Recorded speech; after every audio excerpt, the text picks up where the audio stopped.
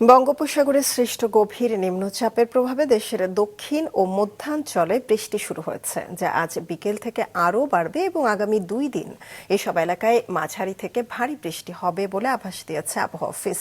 তারা জানিয়েছে, গভীর নিম্নচাপটি আজ রাতের মধ্যে ভারতের অন্ধ্রপ্রদেশ ও উড়িষ্যা উপকূল অতিক্রম করবে, আর এরপরেই দেশে বৃষ্টিপাত বাড়বে। উপকূলীয় এলাকায় ঘণ্টায় 40 থেকে 50 কিলোমিটার বেগে বাতাস বইবে আজ রাত থেকেই।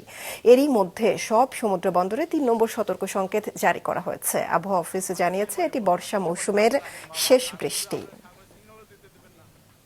অনেক জায়গায় ভারী বর্ষণ হবে, যেমন ইতিমধ্যে গত 24 ঘন্টায় খেপুপাড়াতে 95 মিনিট বৃষ্টি হয়েছে। আজকেও কোস্টাল বেল্টে থেমে থেমে বৃষ্টি হচ্ছে এবং বৃষ্টি হয়তো আজকে রাত নাগাদ আরও বাড়বে। সেক্ষেত্রে আগামীকালকেও মোটামুটি সারা দেশে বৃষ্টি হবে, তবে দক্ষিণ অঞ্চলে বৃষ্টিটা বেশি হবে, উত্তর অঞ্চল অনেকটা কম হবে।